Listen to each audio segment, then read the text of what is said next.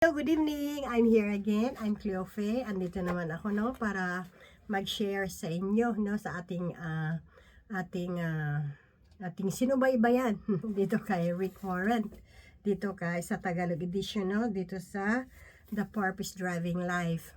Kumusta na kayo? Hopefully na same as usual, parating masaya, parating tayong masaya sa araw-araw, Okay? At kailangan talaga nasa center natin ang ating Panginoon sa ating buhay. So bago natin itatakil itong dito na tayo sa chapter 23, paano tayo lumago. Dito sa chapter 23 dito sa The Purpose Driving Life. So bago ang lahat ay mag-pray muna tayo. Lord, maraming salamat po sa araw na ito. Thank you very much for today, O Jesus. Maraming salamat, Lord God, sa araw-araw na parati nyo kami ginagabayan sa work, Panginoon Ama, sa makipag-encounter, Panginoon, sa mga kasamahan namin, Lord Jesus, sa mga trials, Panginoon Ama, everything, Lord God. Thank you very much at nandiyan kayo na hindi nyo kami pinabayaan, Lord. Maraming salamat po, Lord. Father God, as we begin to study your word, Jesus, we asked for your Holy Spirit, Panginoon Ama, to teach and guide us, Panginoon, na maliwanagan kami, O Jesus. Lord, maraming salamat, Panginoon Ama, talaga, Lord. In Jesus' name we pray. Amen. Okay? So, andito na tayo, sa paano tayo lumago, Dito tayo sa Efeso. Dito tayo sa, ang verse dito ay sa Efeso, tingnan ko dito, kasi nag-write din kasi ako, nagsusulat din ako dito, dito sa, Efeso 4:15, hindi ko ganong, pag nag-share ako dito sa ating sinusubaybayan, ang hirap, sinusubaybayan ba yun? Sinusubaybayan, continuation, gano'n lang siguro, ay hindi ko lahat kinokopya, hindi ko lahat sinusunod lahat, kasi maraming kasing books na maraming nagaganap talaga dito, at saka alam na rin nila, di ba? So nag-quote lang ako dito, na kumuha lang ako ng kaunti, and then nag-share din ako my own idea, okay? Kasi baka sabihin nyo, hindi naman lahat na na-share ko, hindi ko nga lahat i-share. Kumuha lang din ako ng kaunti, and of course my sarili ko rin, na ano yun, sa sarili ko rin pag research. Minsan kasi nabubulol talaga ako, bakit kaya, So dito tayo sa Efeso 4:15, basahin natin,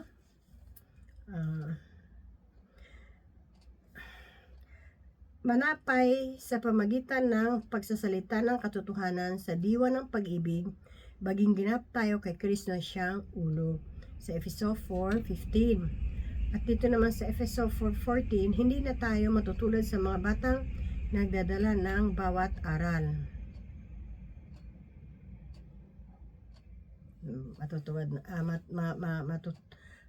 Hindi na tayo matutulad matutulad sa mga batang na dadala ng bawat aral. Sa Efeso 4:14. Dito, kaya paano tayo lumago, So, paano kayo tayo lumago, para sa akin, of course, pag in-accept mo talaga si Jesus, your personal Savior, uhaw ka talaga sa Kanya, na-feel mo talaga yung Holy Spirit na ma-manifest sa'yo, ma-feel mo talaga na lumalago na tayo, Kasi yun ang nais ng Diyos, na lumago ka. Ito ang layunin ng Diyos, na kailangan daw tayong lumago, lumago tayo para sa atin na sa ating sarili,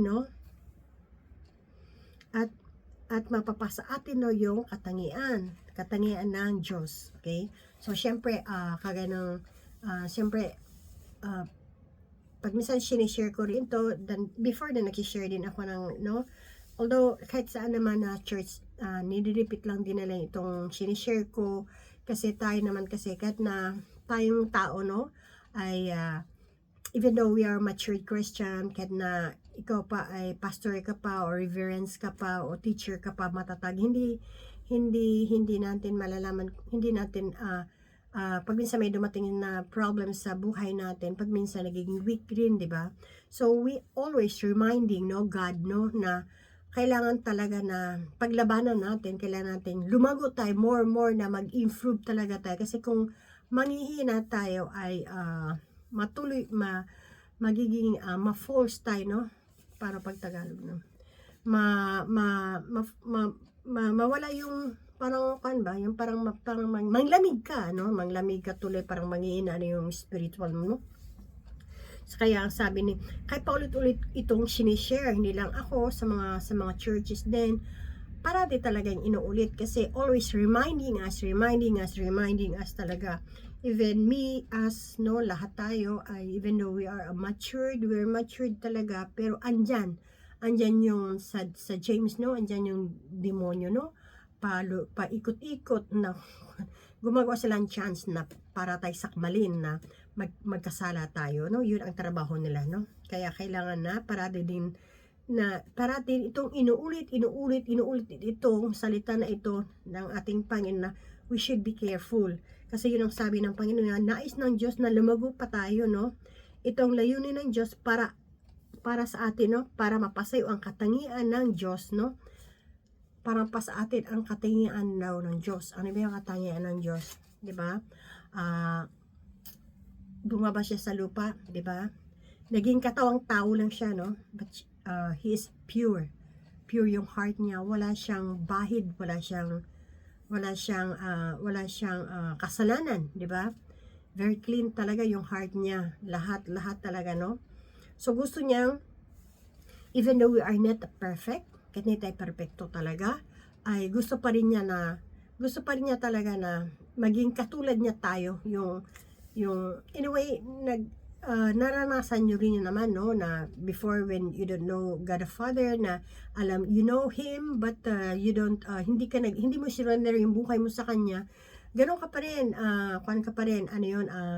maraming iba na mahilig makipagdebate, no, mahilig makipagdebate sa Word of God, hanggang ganun lang, debate lang, natutuwa sila na pag may naiinis, nakipagdebatehan, or madaling magalit, madaling nainis, no, at saka yung bisyo, no, yung bisyo niya na hindi maganda, ay hindi talaga naalis, no, yun, no.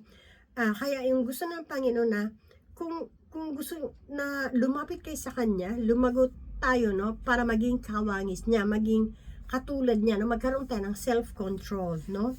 Yun ang sabi rito, no.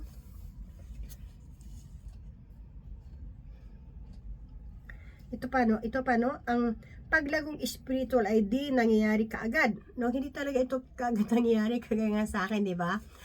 Bata pa ako, di ba, nung testimony ako nung sa baptism, yung aking shinare nung 2 weeks ago, na bata pa ako, 10 years old pa ako, na kailangan ko talaga ang Panginoon. Although yung mother ko kasi Catholic and my father is Protestant, ay syempre mahilig ako ng roses. Paborito ko yung roses talaga, no. So malayo talaga, nagbibili talaga ako para ialay lang sa ribulto, no. Tsaka pala simba talaga ako, dahil nararamdaman kong mahal ko talaga siya. And then when I grow up, no, ay nakilala ko siya talaga, ng gusto na, ay ganun pala, wala palang ribulto, ay ganun pala. Yun, marami, hanggang nag-aral ka, yung ginaguide ka na, no. Kaya hindi pa instant naglalago ka kaagad, no, kagaya ng sinabi dito, no.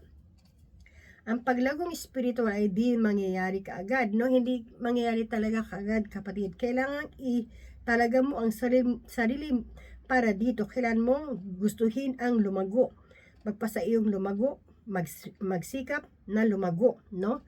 Gusto mong lumago, maging excite ka talaga, yun nga, mag-aral ka ng Bible, makipag-usap ka sa mga kapatiran mo, humingi ka ng advice, kung wala ka naintindihan, ay humingi ka kausapin mo yung kapatiran mo, o pastor, anong ibig sabihin nito, ganon, hanggang lalago ka ng lalago, di ba? Kasi pag kasama mo yung kapatiran mo, hindi sila magsasalita sa'yo ng masama. Walang bastos, walang hindi magandang magsalita ng bastos, o walang mga bad words na marinig mo. Lahat magaganda ang salita. So, dun mo ma-exercise yung ugali mo. Dun mo ma-exercise yung ugali mo. If you love really Jesus Christ, no? Ganon ang mangyayari sa iyo. So, dahan-dahan yan. Kagaya sa akin, dahan-dahan. Kagaya sa inyo rin, dahan-dahan, di ba? Hindi naman talaga instant, no? Kailangan talaga na may proseso. Yung sinabi ko sa inyo, di ba? Kailangan maging kawangis tayo ni Kristo. Kung talagang gusto nyo talaga na isinurrender nyo ang inyong buhay sa ating Panginoon, kailangan isurrender, no? Kailangan maging kawangis niya tayo, no? Kung gusto natin maging kawangis tayo, maging gayahin natin siya. Although we are not perfect, hindi talaga tayo perfect. Di ba? Lalo pag yung kaibigan mo, maganda ang mood, di ba? Pag minsan, merong biglang darating kaibigan mo, talaga iniinis ka talaga. Tapos ikaw naman inisip, sige, self-control, galit na galit ka naman, di ba? Maraming nangyari ng ganyan, kundi kapatid mo, mga kaibigan mo, sa loob ng church, sa loob ng work, talagang tiis na tiis ka pag minsan hindi mo control yung bunganga natin, kasi ang bunganga natin is a poison din, no? Oh, ganun talaga, no? But of course, meron kang guilt sa sarili mo. Ay, napagsalita. Kaya pag minsan isipin natin, ginamit siya ni Taning, no? Ginamit siya. Kasi weak yung, mahina yung ang kanyang puso, mahina yung kanyang kaluluwa. Kaya madaling pumasok yung mga bad spirit sa kanya, no? Madali siya matinag, parang ganon. Kaya, so we should think na hindi siya, may iba, sinaniban siya, may sanib. Ano ba yan? Oo, parang ganon, no? So, kaya sabi dito, no? Sinabi ni Jesus sa kanya, sumunod ka sa akin, no? Kaya si Mateo, sinabi ni Jesus, no? Sumunod ka sa akin, di ba? O, sabi niya, at tumindig si Mateo at sumunod sa kanya. Of course, matagal yung pinag-aralan natin, yung 12 disciples, di ba? Mangingisda sila, sinabi ng Panginoon, sumunod ka sa akin. Sumunod talaga sila because they believe in God, di ba? Ganon, oh. So, but, ito naman ang nakakalungkot, mga kapatid, no? Subalit maraming Kristiyano na millions, no, na tumatanda na hindi pa rin lumalago. Di ba? Di pa rin nanatili pa rin silang sanggol, no? Umatin sila ng church, they know everything. Alam nila, grabe, no? Kung makapagpano. Pero yung character, ganun pa rin. No, ganun pa rin yung character nila, no? Hindi pa rin lumalago sa buhay na spiritual. Same as usual, nothing changed, no? Ang dahilan nun ay wala silang balak na lumago. Gusto lang they pretending that I'm a Christian, di ba? I can sing well, I can teach well because I'm graduated education. Di ba? Mga ganun, no? But their attitude, no? Wala. Hindi mo makikitang, ay, born again ba siya? Parang ganun, di ba? Hindi mo makita sa kanya. Maraming ganun na parati pa rin nagsusuot, no? Nagsusuot ng lampin. Baby pa rin, no? Nagminom pa rin ng gatas. Hindi pa rin, di ba, ang baby, ano yun, sa umpisa, gatas, di ba? Tapos may lugaw, hanggang palaki ng palaki, sabaw, hanggang kanin, mga ganun. Hindi pa rin, gatas pa rin, hindi, no? Yun, sa buhay ni spiritual. Yun nakakalungkot, kapatid, kasi, syempre, ang ating pinaghandaan kasi natin ito, bakit tayo nag-aral? Bakit natin baguhin ang ating karakter? Bakit natin kailangan na sumunod sa kawangis ng Panginoon, sa ugali niya? Bakit? Because pinaghandaan natin, if we die, no, makasama natin siya sa buhay na walang hanggan. No? Pero kung ganun pa rin kayo, di ba? Sabi ko sa inyo, hindi tayo naliligtas sa church. Hindi tayo naliligtas, no? Na kung magaling ka man marunong ka memorize mo sa ng Biblia, marunong ka magturo, but if you don't change, no? Nothing change. Nothing change. Tama ba yung English ko? Diba? Wala rin sayang lang. If, kung dumating ang panahon, ay, ngayong oras na mamamatay ka, paano sa ka pupulutin? Diba? Sayang lang talaga, kapatid. Kaya kailangan natin na isurrender yung ating buhay at ating palaguin. We are excited, no, to know Jesus, no? Kailangan makilala natin siya, kailangan sumunod tayo sa Kanya, mag-aral tayo sa Kanya, hanggang ating attitude mababago, at mafiramdam mo ang Holy Spirit, siya nag-guide sa puso ng bawat isa, okay? So,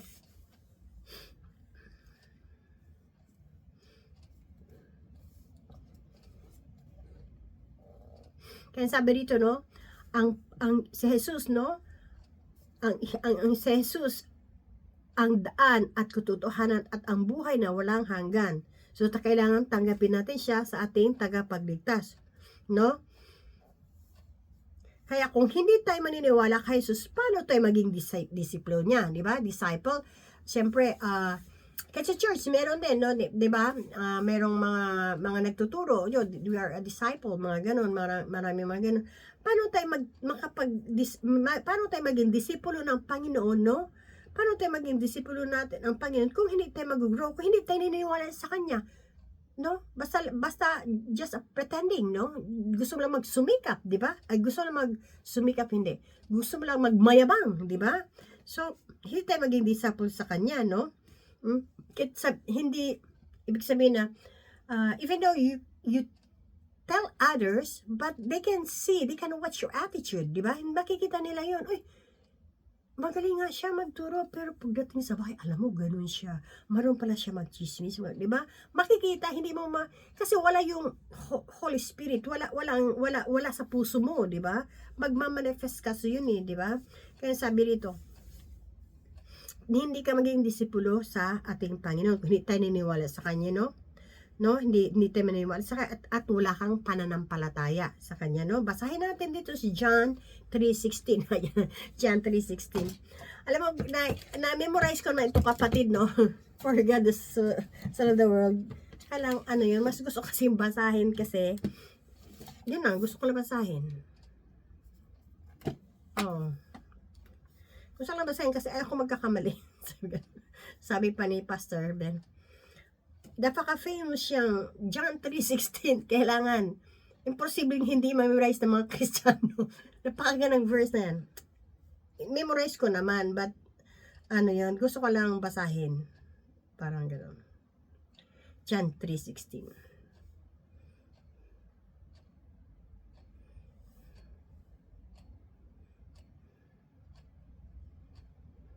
Ito.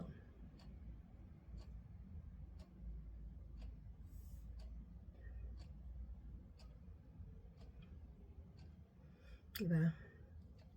Sapagkat ganyan lamang ang pagsinta ng Diyos sa sanlibutan, ibinigay niya ang kanyang bugtong na anak upang ang sinumang kanyang sumasampalatay huwag mapahamak, kundi magkaroon ng buhay na walang hanggan. No? Yun ang sabi niya rito. Napataw lang ako kasi naalala ko yung sinabi ni Pastor. Kailan na-memorize ko naman. Kailan, syempre, gusto ko ring basahin, no? Baka ang iba magkamali ako. Gusto ko talaga, at binabasa ko siya, mabagal at least, no? Tama yung verse na binabasa ko. Kasi hindi kasi ako full-time talaga, mga kapatid, no? Nagtatrabaho rin ako. And then, nag-share ako sa inyo ng Word of God. But, hindi kagaya ng iba yung mga teacher or pastor dyan na, nag-aral talaga ng husto bago isasalang. Kaya sa akin din, pag magtuturo ako sa church, ganun din, mag-aral ako ng mga 2 weeks, 3 weeks bago isasalang. Ito kasi, instant talaga. Pag sinulat ko, kinabukasan. Kaya bilis-bilis, no? Kaya minsan, ang aking turo ay, pautol-utal, no? Pasensya na kayo, kapatid, no? Pero may darating ng panahon na magpo-focus talaga ako sa ministry. Ngayon, of course, nagpo-focus naman ako kasi ang asawa ko ang asawa ko naman, ang partner ko naman ay pastor naman, no?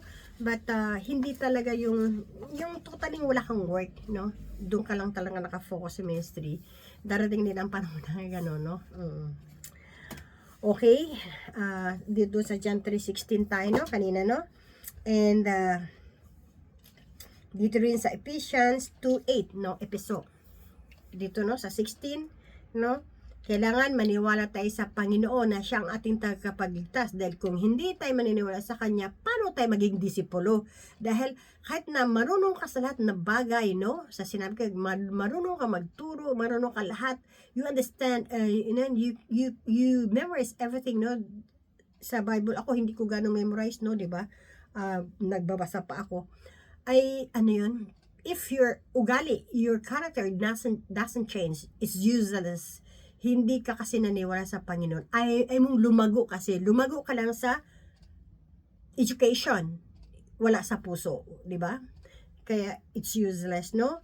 Kaya itong sabi nga dito, no? Sapagkat gayon na lamang pagsinta ng Diyos sa sanlibutan na ibinigay niya ang kanyang bugtong na anak upang sinumang kanyang sumasampalataya. Kailangan sumasampalataya at huwag mapahamak kundi magkaroon ng buhay na walang hanggan. Paulit-ulit to talaga kapatid, pero first nakakalungkot lang, no? Minsan kasi tas parang hindi rin naramdaman nila, no? Kaya parang nakakalungkot talaga. Kailang ang Panginoon ang kikilos niyan, di ba? Ang Panginoon na lahat ang kikilos, no? And then sa Efeso tayo kapatid, no? Efeso 2:8-9. Sapagkat sa biyaya kayo'y nangagligtas sa pamagitan ng pananampalataya at hindi sa inyong sarili, ito'y kaloob ng Diyos, di ba? Kaya nang sinabi ko sa inyo kanina na kahit alam niyo lahat, no? Kahit alam niyo lahat, everything, no? Magaling tayo with everything, no? Pero kung wala kang pananampalataya, is useless, no? Useless talaga. Wala. No, wala talaga sapagkat ito biyaya ng Panginoon ito tayo maligtas sa pamamagitan ng pananampalataya. Kung wala kang pananampalataya, maligtas ba tayo? Maligtas ka ba? Ako hindi. No, ito'y sa iyong sarili, no? Ito'y sa kaloob ng Diyos. Kailan mananampalataya ka dahil ito'y kaloob ng Diyos. Okay? At sa James 2:26, ano oras ba ako nag-start? James 2:26.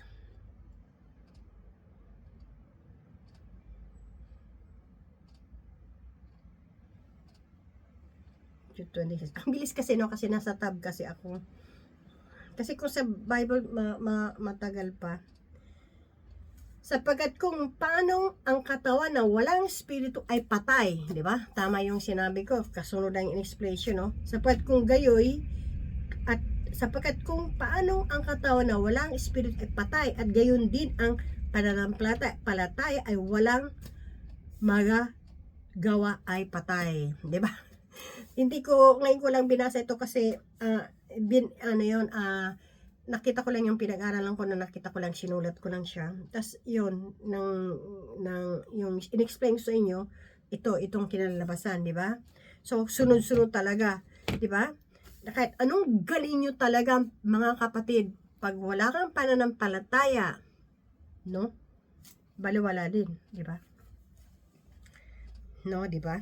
Kaya kailangan maging seryoso tayo tungkol sa kawangis ng Panginoon. Kailangan maging seryoso tayo, no? Kasi hindi ang ating buhay, hindi ito ang end dito sa mundong ito. Meron ba tayong kabilang buhay, no? Dalawa yun.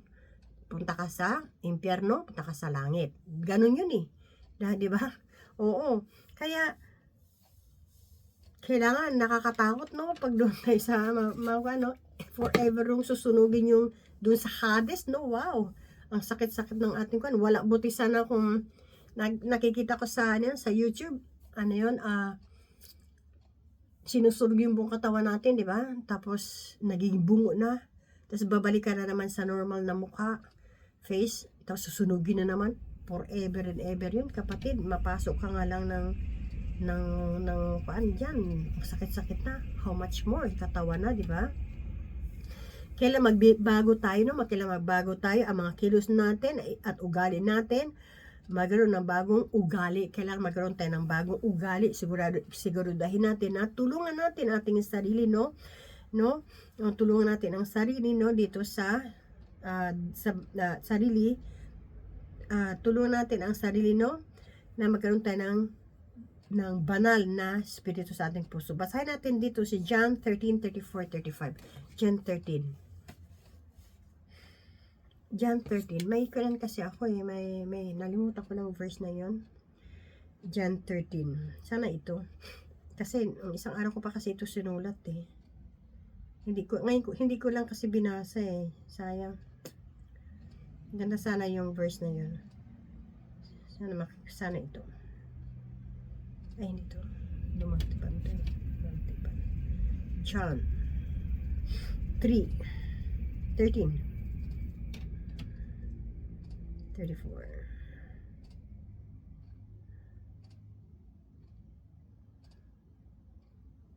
Ay. Cancel. Ito dito. Isang bagong utos ang inyong binigay ko sa... nabubulol ako sa super excited. Isang bagong utos ang sa inyo'y binigay ko, na kayo'y magag-ibigan sa isa't isa, na kung paanong iniibig ko kayo ay magag-ibigan naman kayo sa isa't isa. Sa ganito'y magkakilala ng lahat ng mga tao na kayo aking mga alagad, kung kayo'y may pag-ibig sa isa't isa. So kailangan kailangan tayo na last na kailangan magbago tayo at baguhin natin ang ating sarili. Sa aking verse na yun, no? Magbago ang ating nalimutan ko na yung verse na yun. Yung verse na yun. Sayang. Magbago ang ating sarili at kailangan natin maging kawangis tayo ng Panginoon. At kailangan nasa center sa atin because God is love. Kailangan natin na mahalin natin ang kapwa natin, no? Mahalin natin ang kapwa natin, no? Magmahalan tayo, okay? Ang bilis ba ng aking Tama-tama 26 minutes lang. Yan, mabilis ba, no? Pasensya na, no? At ito lang ang na-research ko. And then next week, after 2 weeks, I don't know, or continuation rito or another topic, I don't know, no? Okay.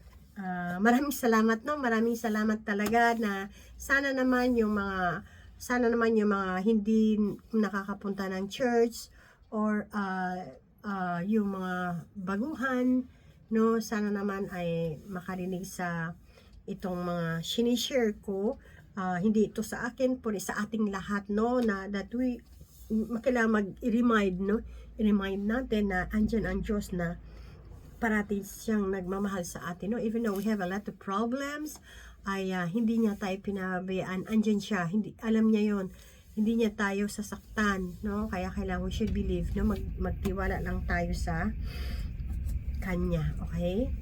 At maraming salamat talaga, no? Sa marami ding nanonood sa sharing namin ni Pastor Ben. Maraming salamat sa inyo. And